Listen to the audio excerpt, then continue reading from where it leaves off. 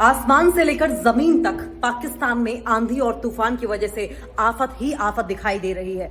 कुल 13 लोगों की अभी तक मौत हो चुकी है आंधी तूफान की वजह से, जबकि 100 से ज्यादा लोग ऐसे हैं जो कि घायल हुए हैं, जिनमें लगभग 50 का आंकड़ा ऐसा बताया जा रहा है जो कि बुरी तरीके से घायल है, जिनका अस्पताल में इलाज चल रहा है।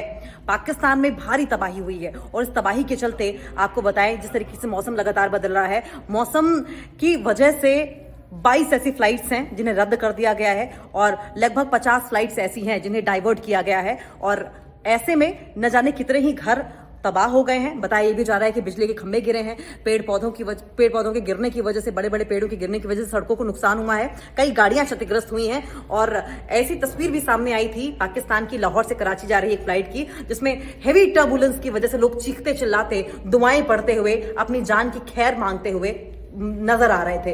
भारी तबाही आंधी तूफान ने पाकिस्तान में की।